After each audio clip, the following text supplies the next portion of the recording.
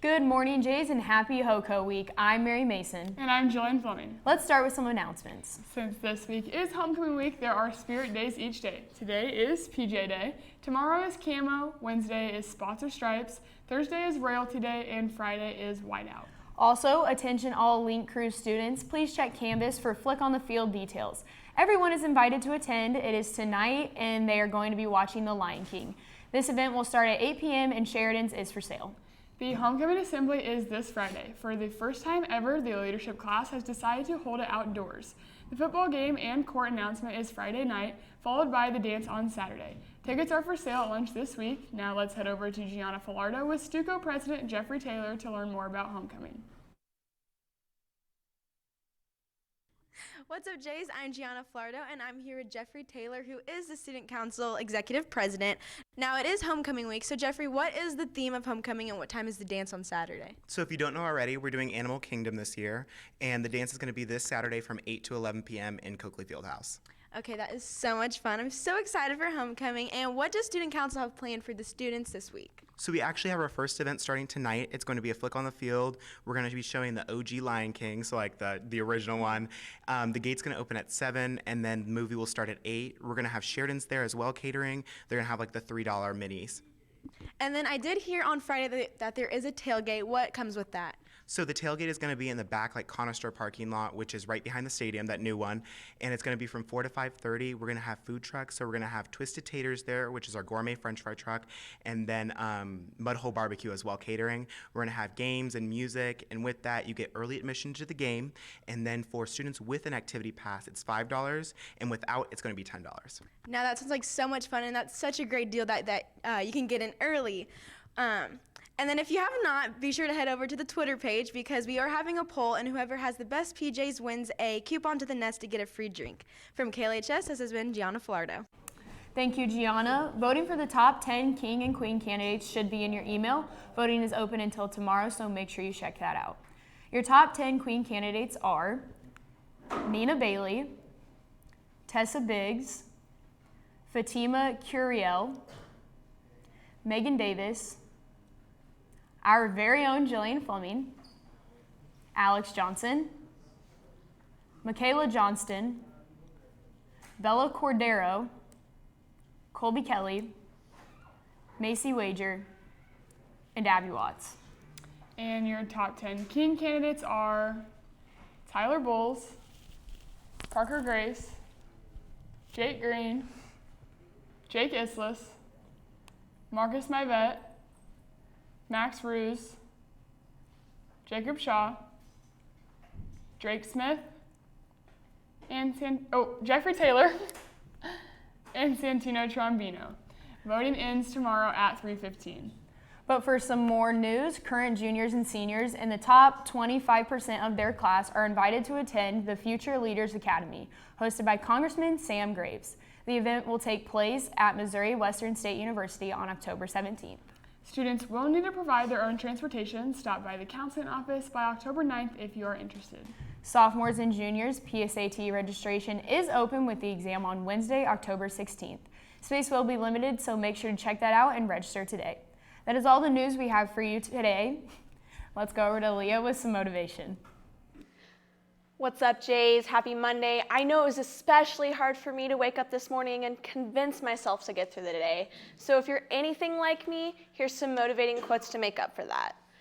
Oprah Winfrey once said, "Failure is another stepping stone for greatness." And I know there are some people out there that need to hear that. So keep on keeping on. Another relative quote for success comes from Walt Disney, who says, "The way to get started is to quit talking and begin doing." I hope that gives you some motivation for today. Now let's head over to Thomas and John with sports. What's up, Jays? Hope everyone had a great weekend. Let's get right into it. Starting off with the NFL, the Kansas City Chiefs managed to stay unbeaten yesterday as they defeated the Lions in a nail-biter with a score of 34-30. The Chiefs were forced to play catch-up for the majority of the game, but Patrick Mahomes led a brilliant drive from within the 2-minute mark that ended with a game-winning touchdown scored by Darrell Williams. With the win, the Chiefs improved to 4-0 and joined the Patriots and 49ers as the only remaining undefeated teams. The game had a few other storylines as well as a combined 5 fumbles between both teams set the record for most fumbles in a quarter since 1991. The matchup was also the first time in 14 regular season games that Patrick Mahomes was held to no passing touchdowns. The Chiefs will look to keep their momentum going into Sunday night as they take on the Indianapolis Colts at Arrowhead. The Kansas City Royals completed their season yesterday with a 5-4 win over the Minnesota Twins. The game not only marks the end of their season, but also the end of Ned Yost's tenure as manager of the Royals. Yost announced his intention to retire at the end of the season last Monday, saying that he had made his mind up during the All-Star break and that he always planned to stay in Kansas City until the hardest years of the Royals rebuild were complete. Yost ends his Kansas City career as the winningest manager in Royals history, as well as boasting 2 World Series appearances and 1 championship. Now to college football, as it was a rough weekend for Kansas and Kansas State, the Jayhawks struggled on the road at TCU as they were defeated with a score of 51-14, lowering them below 500 on the season with the record of 2-3. The Kansas State Wildcats also struggled on the road against Oklahoma State as they suffered their first loss of the year with a score of 26-13. Both teams will look for their first conference wins next weekend, with Kansas hosting Oklahoma and Kansas State hosting Baylor.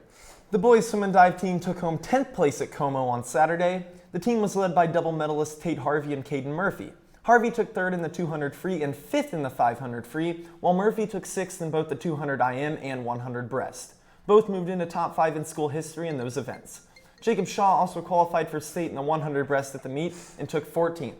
The 200 medley relay of Hill, Shaw, Murphy, and Harvey took 6th. In the 400 free relay of Harvey, Hill, Popejoy, and Murphy qualified for state and took 9th. Other top 16 finishers included Alex Hill with the 13th place in the backstroke and Ethan Friedel with the 14th place finish in diving.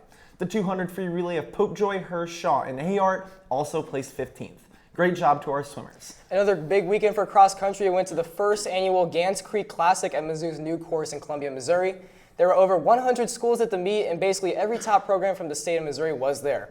Our boys varsity placed 1st, girls varsity placed 5th, boys JV placed 1st, and girls JV placed 3rd. Great job to all of our cross country runners. And that is all we have for you today. Now to weather with Josh. Thank you guys. What is up, Jays? The weather is really nice walking into school this morning, and we can expect the temperature to rise up to a high of 86 and a low of 72. Tomorrow we will have partly cloudy skies yet again with a high of 88 and a low of 66. And then on Wednesday we will yet again have another chance of rain with the high being 76 and a low of 51. Then we will be having lows in the low 40s on Thursday, and I will talk about what you can expect for the homecoming game on Friday, all coming up tomorrow. But for KLHS, it's been Josh Gregory, and now back to the front desk. Thank you, Josh. I sure hope it's not freezing on Saturday or any bad weather or rain. That would just be disastrous. That would not be good for us. Now, if everyone could please stand for the pledge. I pledge allegiance to the flag of the United States of America and to the republic for which it stands, one nation, under God, indivisible, with liberty and justice for all. Before we go, we wanted to remind everyone that we are doing a Twitter poll for best dress each day of this week. If you win, come on down to the KLHS room and claim your prize. It will be a drink from the Nest. From KLHS, this has been Thomas Hand, John Alvey, Josh Gregory, Gianna Filardo, Leah Rainwater, Mary Mason, and the rest of our amazing production crew. I'm Jillian Fleming. Have an awesome Monday, Jays.